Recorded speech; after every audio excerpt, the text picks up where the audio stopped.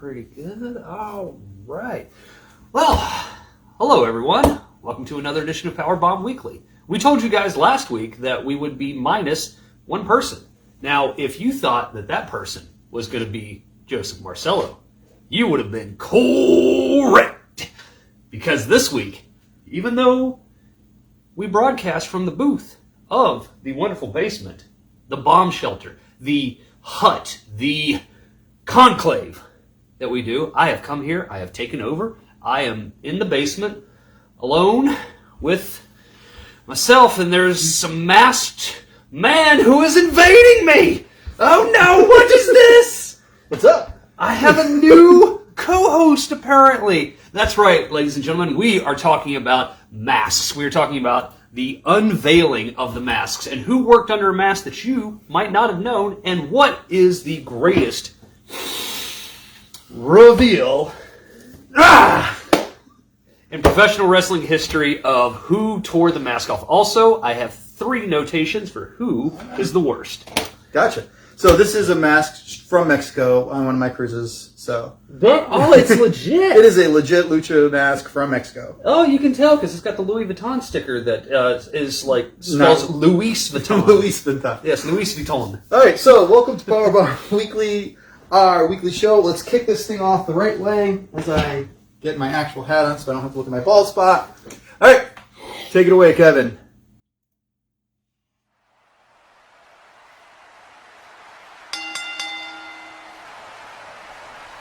Ladies and gentlemen, welcome to this week's edition of Power Bomb Weekly. Tonight, we talk about some of your favorite unmasked wrestlers. But first, let's introduce our hosts. A man who once served as a body double for Lex Luger, this is Michael Burdett. And his co-host, a man who once served as a body double for Awesome Kong, this is Joey Marcello. And now, on to tonight's show. Why do you hate me so much, Kevin? Why? You should be Yosef, I don't know. Yosef, what's a good... Oh, somebody come up with a good one. Yeah, somebody come up... Yosef Mole. Apparently, I look like I've never looked better with the mask on. I know, right? We just take away the worst feature, and all of a sudden the show gets better, right? Right. Yeah. Just think, we had you guys fooled that it would be just me tonight, the star of the show, taking over, running wild, putting Joey in his place, and all of a sudden I was bombarded with Captain Phantasmo of the El Conquistadors. I am almost as convincing as the Mr. America. Yes! That right there is definitely one of the most... I mean, the question I have for that is, because it was such an insider joke, you know, it was a rib on Hogan, it was a rib on the say your prayers, eat your vitamin style thing, and they kept playing it straight. Right. For the purpose of getting Hogan back. Does that actually make it like genius comedy in a way? I think so. I think it was. I thought it was always kind of a callback to Ric Flair.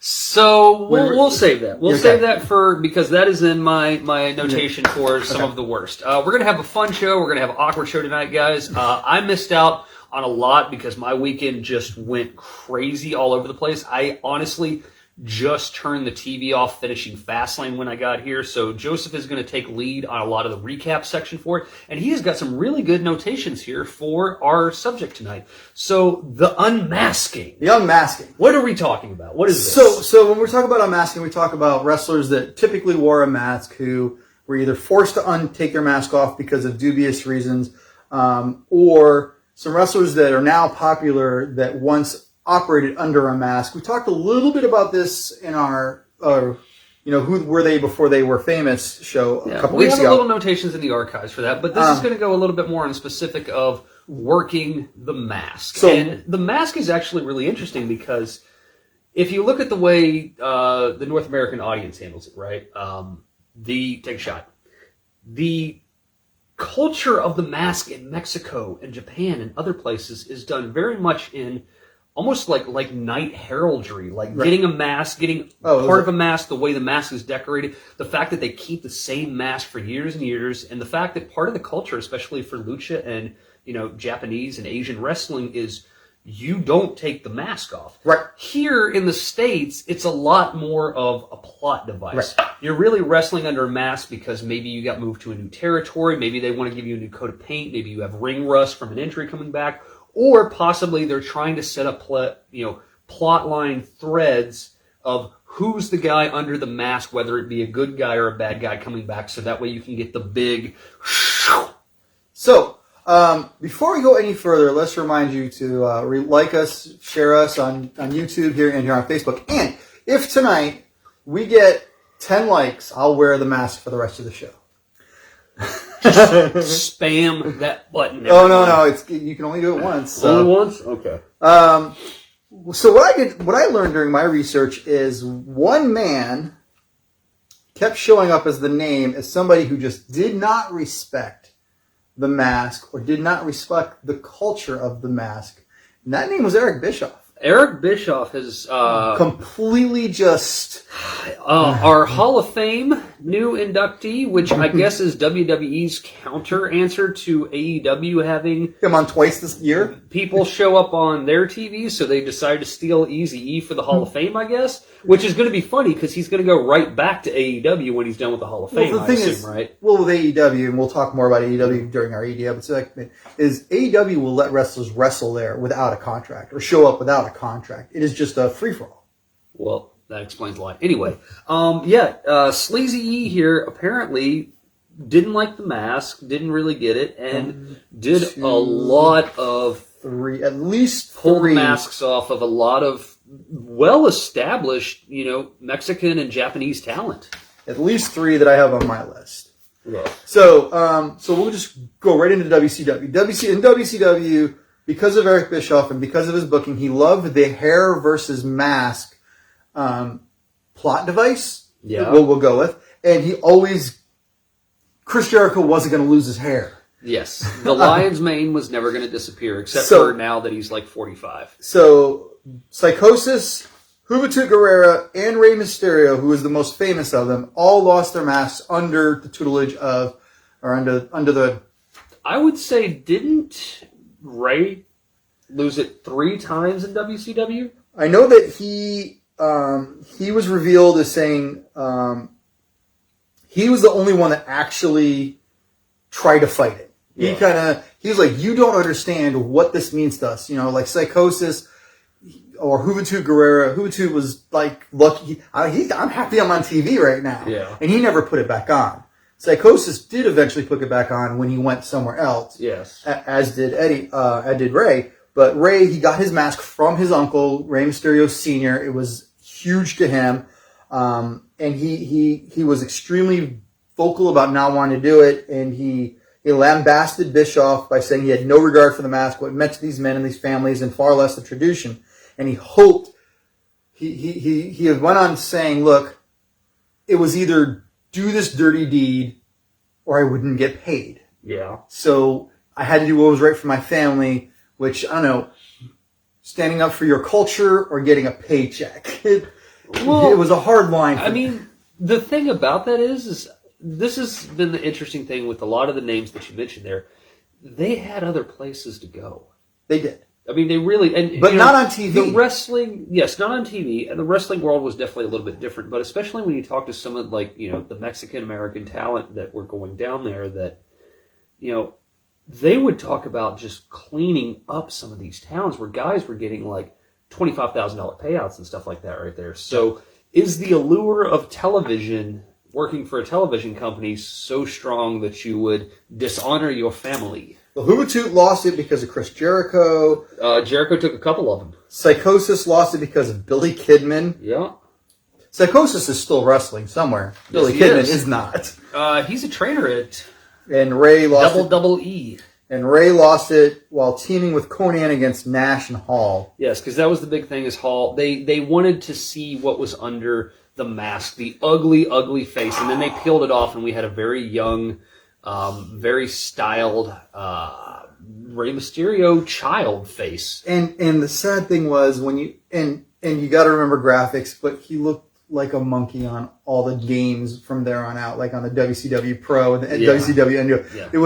They did not render his face No, they did good not at do a all. very good job of that. And I thought, didn't Juventud go back to wearing the mask for a while? Because I thought there was a portion where... I don't have any record of it, but he could have. I remember, and someone might be able to confirm this for us in there, but the ECW One Night Stand show, I believe, I didn't watch that. Well, he came out, and it was really super weird because he walked out, and the first thing he did was he tore his mask off because in the world of lucha, losing your mask can be a very disrespectful thing. Right, and you can't. But get the that. other option is because he took it off before the match happened. That is showing a sign of respect to the opponent as well, too. Which which Lucha Douche does during his NXT matches, and I have his name on this thing too. Yes. I think during my studying here, if you will, I think the most interesting mask story I came across was actually Jushin Liger. Jushin Liger, yeah. Because Jushin Liger was one of the only wrestlers who would remove his mask on purpose in the middle of a match.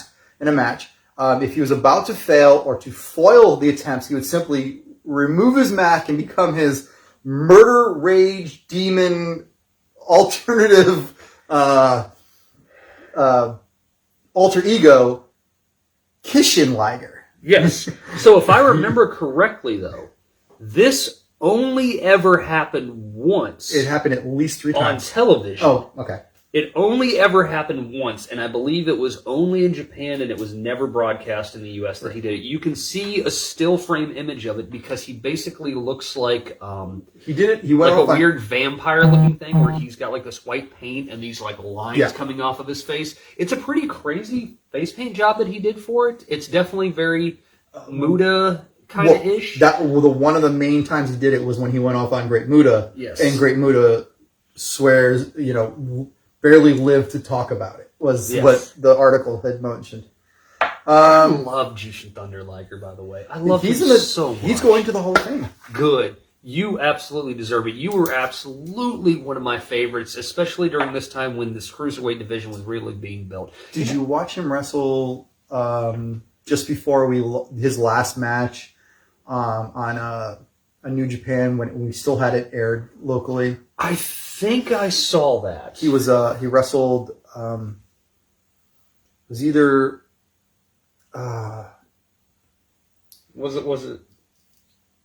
Was it Kenta? Yeah. The guy who's the. This is making for great radio, I know. Yeah. Not Kenta. The Ace. Okay. Yeah. Yes. His name will be here in just a minute. Yeah, we'll remember the Ace. Yes. We'll look it up. So what else do you got so I can... So you can kind of go through it? Okay, yes. So a lot of times, like we talked about, guys were coming in with masks that... It really furthers the plot line for the States, okay? And there's probably, I would say, three big mask storylines of who's under the mask that eventually led to not so good stuff. Mm-hmm. So the number 3-ish, I guess you would say, would be one that I think actually kind of got me a little bit because I think I wasn't watching too much of Raw at this particular time. Do you remember the Calgary Kid? No. This was a few years ago, okay? I believe he was Calgary Kid was his name. I apologize, my notes are a little spotty. So it's on Monday Night Raw, and they have this match, and they say this is the tryout debut of this character, Calgary Kid. And if he wins the contract on a pole match, because everything's on the pole, put it on the pole. He will get a job with WWE. So the guy wrestles, and I couldn't, for some reason, and it's probably stupidly obvious if you go back and look at it now. He wins the match, gets the contract. Commentary team is selling this like, oh, wow, this kid's really good. He's doing all this stuff. He's living his dream. And he pulls the mask off, and it's... Jericho? Your guy. The Miz. The Miz. So The Miz had gotten fired. Basically, the pay-per-view right before this Monday Night Raw happened. He lost his match, lost everything. And he came out and he had this weird outfit, and they were in Canada, and he had this mask on as the Calgary Kid, and he wins. And I just remember, I remember turning it on, and I was like, I'll bet that's Miz. And then he started doing stuff. I was like, no, that's not Miz. I was like, this is weird. And then he pulled the mask off. I was like, oh, of course it's Miz. So, to go back, Jushin Liger's last match was against Tanahashi. Tanahashi. All right, right on. The ace. So, number 2, I think, is probably one that is very classic that a lot of people talk about. The Midnight Rider, baby. So, Dusty had to go away. Yes, and Dusty had to come back. And Dusty came back as this character of, not going to let him catch me, y'all. And no one believed that it was not Dusty Rhodes. It was like Mr. America. Yes, it was obviously very, very poorly executed and designed that the Midnight Rider was Dusty. And the last one of the worst that I want to give you is the one that'll probably take a little bit. So this was a plot line for WCW that initially started where people were coming at Sting. And this person was coming at Sting. And then there was this masked person revealed. And it was the Black Scorpion. And the Black Scorpion. And they had Ole Anderson was doing the voice because they had distorted vocals going on. And Ole actually did this several times. He was the voice of the Shockmaster. I think he was the voice of a couple other people. And, the Black Scorpion, they're building this storyline up. And then the Black Scorpion, I believe, was supposed to be Barry Windham, if I'm not mistaken.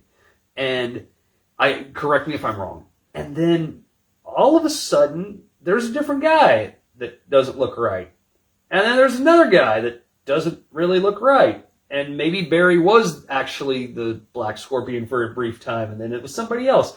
And then the big show happens, and the reveal of the Black Scorpion, and it's Ric Flair. And who looked absolutely nothing like anyone who had inhabited the mask of the Black Scorpion up to this point. And the reason is because Ric Flair was no longer allowed to wrestle Sting for the championship. Yes. This was also done because Jim Herd hated Ric Flair, and he wanted to do something crazy and change him.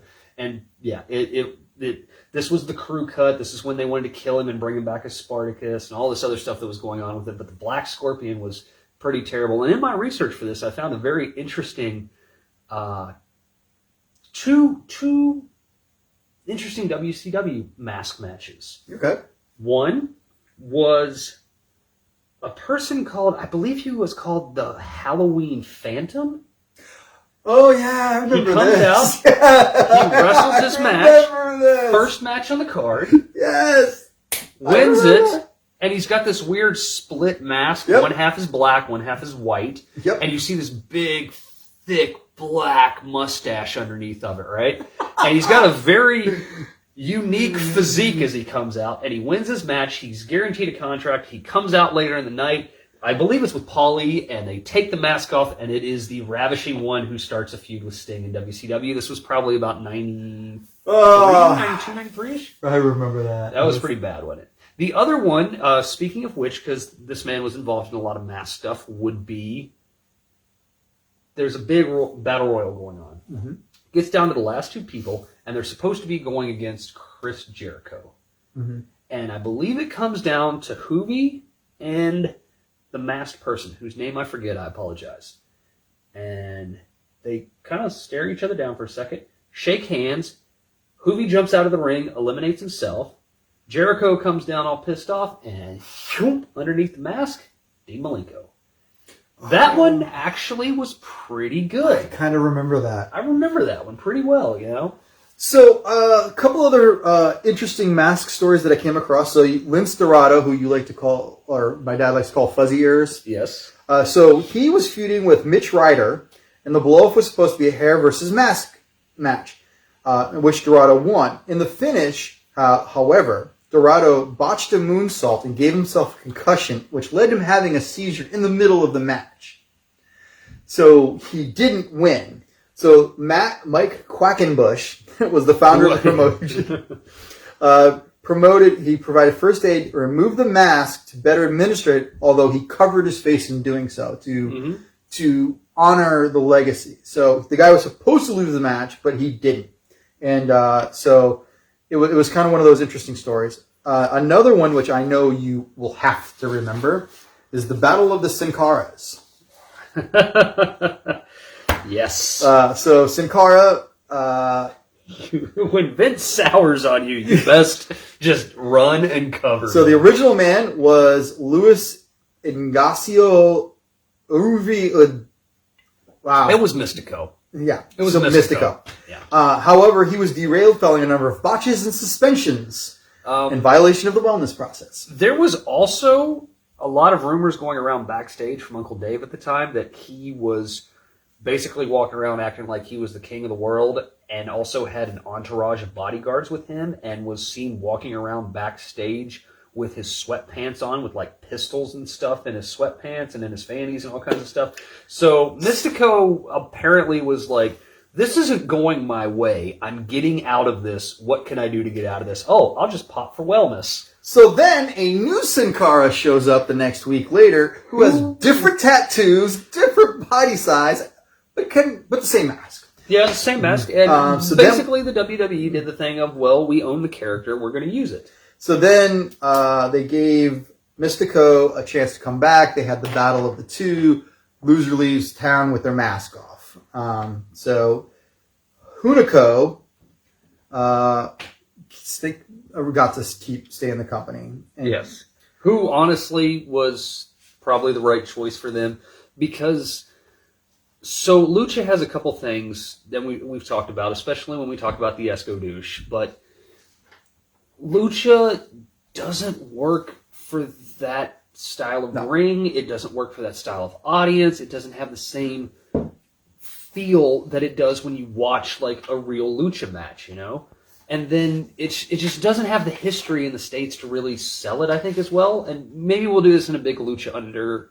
Lucha, yeah. Lucha under the ring gun thing, I don't know.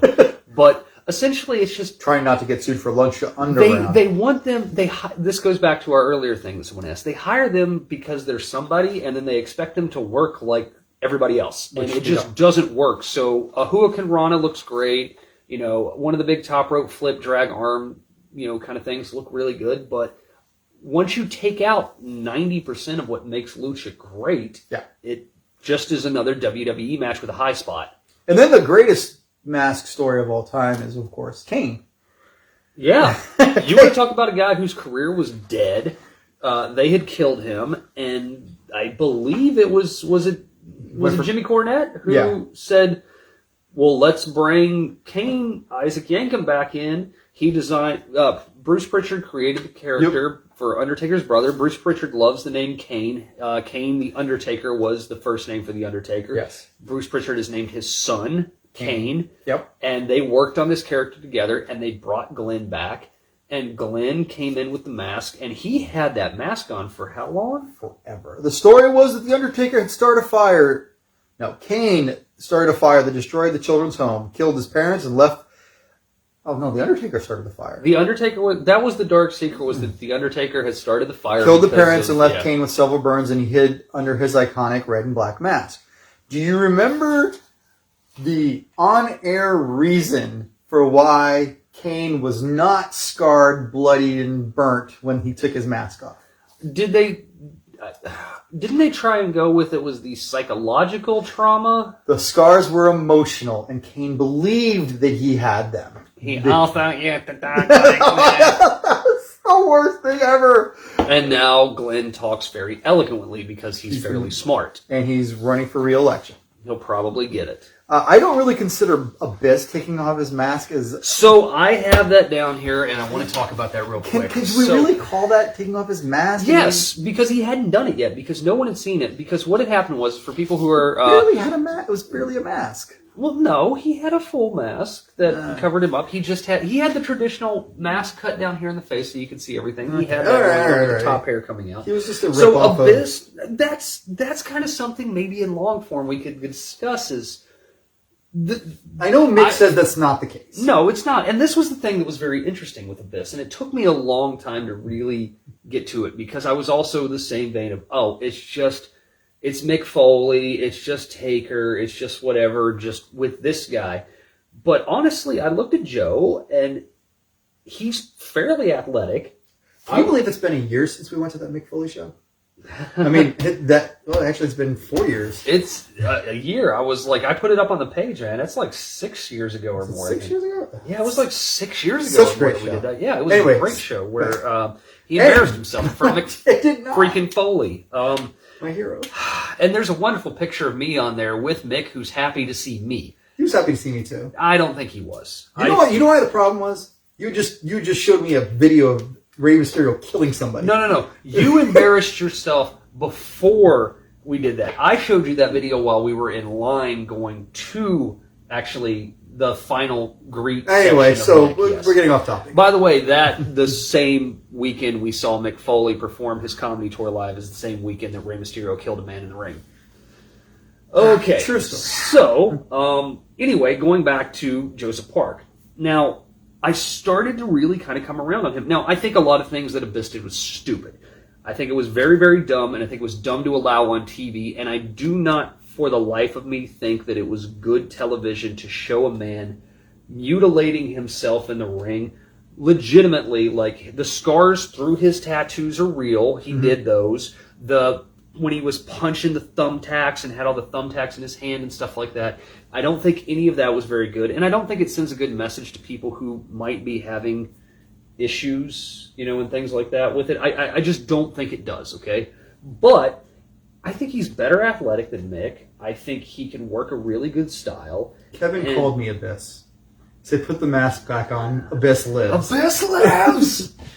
But they started the storyline anyway where Abyss had gone away. The monster was gone, and his brother, Joseph Park, showed up. Right. And Joseph Park was a lawyer. Yes. And Joseph Park was trying to find his brother. And everybody goes, Joe, you're Abyss. No. That's my brother, the wrestler. I'm a lawyer, Yes. And there was a couple spots in the ring with him where he couldn't fight back. And then, he would have these weird kind of little snappy moments and things. The thing about this that really bugged me at the end of the payoff was this: do you remember when this happened? I was not watching TNA, but they did it on live TV. I've seen the. So eventually, the reveal, much like Kane with the emotional scarring, is that Joseph Park, who was training to become a wrestler because he wanted to honor his brother who was just gone, is in fact Abyss. And the pull-off reveal with the mask where he has it is a very good performance for him. It really is. But they just did it on Impact. Because Impact was designed to be a show to try and get ratings and not a show that should have happened on pay-per-view. And honestly, I'm glad that Joe is with SmackDown right now on the writing team for it because he is smart. I think he's smart. I think he had a lot of stuff. I just think he did a lot of stupid stuff to make his name, and that probably wasn't a good idea. So my last couple notes we're going to go through real quick. John Cena, as I put on the Facebook, Juan Cena. Juan Cena was never seen on TV. It was just done. It's 9 o'clock, love. It was only done at house shows. Yes. It was something that they were pitching to be an idea because John was suspended. And then he just came back. And then, we just quit. He just came back. But there are pictures that he said you can see of Juan Cena, John's cousin. Yes, from Mexico. We talked about it at a show a couple weeks ago. El Generico with Sami Zayn. Right. And it's amazing what happens when you start talking. And then the other one that I found during my research that I thought was really interesting is Orange Cassidy used to be the Fire Ant. Weren't they tag teams with Fire Ant and Angry Ant, if I remember correctly? Can't even. I thought there were two. All right, so the last part of this apologize. The last part of the group that I'm going to talk about is, so for those that ever watched it, Lucha Underground was a wrestling show. It was a show. It was not a wrestling.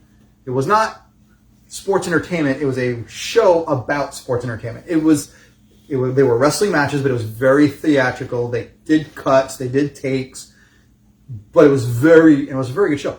A lot of people now wrestling in NXT and around the world started or really got famous on Lucha Underground. Damian Priest.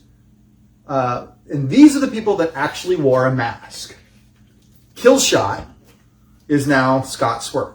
And I did not know that. Thunder Rosa, who we're going to talk about in AEW, was Cobra Moon. Okay. Santos Escobar was King Cuerno. And I rooted for King Cuerno when he was wrestling in Lucha Underground. He was like the face. I was like, let me see the spelling of that. Okay, yeah. And then Prince Puma is Ricochet. Is Rick, yeah. And the only reason I knew that is because King Ricochet would wrestle in New Japan at the same time he was wrestling. Yes. And a man I've got to meet many times, an amazing person, is Jeff Cobb. Wrestled under the Monster Matanza. And I asked him when he was here locally at a wrestling show, what's it like to wrestle under that mask? Because it's horrible. Because he wore a welder's mask. Not just a regular, he wore a welder's mask while wrestling. Yeah. And he had a whole different wrestling style. So, those are just some notes, some people that have wrestled under a mask. I was really surprised because I liked King Cuerno. He used to have like this big antler head that he used to wear under his mask. And now that I find out it's Santos Escobar, I hate Santos Escobar. Which, I guess the question is, because we've critiqued him for doing bad things, is it just the style of the WWE product that he's working with now, or is it the fact that is the package just too wrong? Or is it maybe that he's an effective heel? That was my next thing. I was going to he's probably just an effective heel. I can't stand him. You've said he's got great matches, and I've said I haven't seen it because I don't pay attention because I don't like him. Like I've seen good things for him, but I think it depends on the dance partner he's with and the story they're trying to tell. I'm going to pay attention during the Devlin match. Yes, absolutely. that will solidify him to a certain point, I think, for me, on if I'm going to be really on board with this kid or I'm just going to throw him to the trash, because you can't screw. If you're with Jordan Devlin, you can't screw up because he's the Irish Ace. Right, and he magically teleported this guess we're going to talk about that later. Yeah, we'll talk about that a little bit later because I'll tell you my story in a minute for that. Okay. So I guess the question is, who's... I have two. Okay. Who's under a mask right now in WWE? Like... Well, you got the Luchas. Okay, yeah, but you have Lucha House Party, but that's given. Right. But I'm trying to think who's actually under a mask that's on the roster. That's it. You just have Fuzzy Ears. Yeah. Grand Metal you have Metal Arc Limb in there, yeah. And apparently Sin Cara, Sin Cara might be coming back. I'm dumb. We do have someone who wrestles under a mask sometimes. Who? Fuck. Sorry. Mm-hmm. Jason Voorhees, who just showed up last night. We're not talking. Are you talking about the? Oh yes. Yes. Oh, okay. He's like a 50-50 type. No. Bray Wyatt does wear a mask. We have Ray. Ray. But Ray outside of, I mean, I guess to say this, outside of the Lucha Mexican talent. Oh no, actually, so Retribution, they all wear masks. Well, Retribution is now to the wayside as well. They're not to the wayside yet. I can't think of anybody. No. That like, because even the drug cartel, they don't keep their masks on when they do it. And if we're wrong, please throw something in there, because I'm just in AEW, the only people that are running under masks are Excalibur. He doesn't wrestle. You have thank God. You have Ray Phoenix, and you have the Lucha Brothers again. Yes, Lucha. Again, the Lucha guys. Yeah. And then you have members of the I want to call them the Inner Circle, the Dark Order. The Dark Order, but that's part of their... That's part of the gimmick. Yeah. So there's really, outside of the Mexican talent, there's really not a lot of... Because I don't think... They don't really have any Japanese talent that's doing masks or anything right now. No. All right. So my final thought to that is... Final thoughts. Final thoughts. Okay, well, I guess I have a 3-part final thought. Okay. Lay it on. I know it was more face paint, but the Great Muta. I know I want to do a story on the Great Muta at some point forward and talk about it, but when he had that mask that looked like Clown from Slipknot with like the demon head cracked open and everything, where he was legitimately scaring children at the arena, making them cry. I loved that look for him. Right. I love Muta's look for that, and it reinvented him, really. Do you think the mask could make a comeback, and do you think WWE would push no a masked wrestler no ever again, other than past the point of Ray? Would No. they ever go past No, Ray? I think maybe once Vince passes along, maybe. But I think that Vince's real thought is, I want the face out there. Is it really because of the Sin Cara failure? No, I think he won't do it. Because think about it: if you get a guy, Vince could legitimately get a guy who has the body type that he wants, that says the things that he wants, and stick him under a mask and copyright that mask and sell $1 billion in masks a year for it if he wanted to. I don't know why the mask is not utilized as much as it should be, other than The Miz got fired one night and the next night he comes back as the Calgary Kid, he's back to work, or Juan Cena. Right. And then, the only other mask I can really think about is the Blue Blazer, and we don't really want to go there. I mean, yeah. So I will go there on my last thing. Have you ever seen Dos Caros Jr. get knocked out? No. Okay. I want to show that video to you in a minute. So if anybody ever wants to have some fun, go look up Dos Caros Jr., who was Alberto Del Rio, who we will never ever talk about, versus Mirko Cro Cop. So they were trying to do a cross promotion between the wrestling. They brought the luchador talent over to Japan. He was wrestling and he was doing mixed martial arts with Pride. And he had about 3 matches, I believe, or maybe this was his 3rd match. He won the first 2, and they were allowing him to wrestle and to do MMA in the mask. Okay. They would not let him take it off. They had to have special regulations and everything for him in there because Pride did not want it to be a joke. Right. But he was legit. The German suplex he put on a guy actually broke his arm, I think, in the Pride fight at one point. Like, he put a heck of a suplex on this kid. And then he fought Mirko Cro Cop, who was probably at the top of his game at this point. And Mirko had the wonderful line about right leg hospital, left leg graveyard, essentially, is how hard he kicked people. Wow. And he kicks his head into like the 80th row. Wow. And you just see him he's Nice. dead. Like, so if you are up to date on the things that happened to Del Rio and the things that he has chosen to do to someone, and you want to have some fun, go watch him get his face kicked in by Mirko Cro Cop. So the last thing that I'll say about the wrestling masks that I was reminded of in the middle of this is I did meet a great once wrestling god, Mr. Wrestling number 2, Johnny Walker. Nice. I did spend some time. I did listen to him talk, and I did in fact hear the story of him being denied entry to a White House dinner because he refused to wear a mask. They wanted to unmask, but which president was it? Carter? Not Carter. Maybe it was Carter. Carter or Reagan? It was before Reagan. It was probably Mrs. Carter. Mrs. Carter was a huge wrestling fan and loved him and wanted him as a special guest. So she told basically the Secret Service, I don't care what you want. I don't care what you have to do. He can wear his dinner mask. I am vouching for him. He's coming to dinner with me. Nice. So I'm going to watch him get knocked out. So there's him in his mask, and bang. And he's out. And one punch. And yeah, he is Gone. Gone. All right, That's so all it took.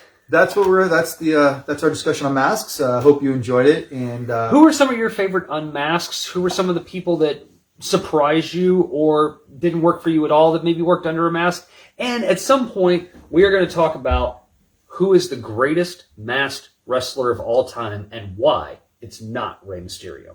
there we go. So that is our discussion on that. We will take a quick break.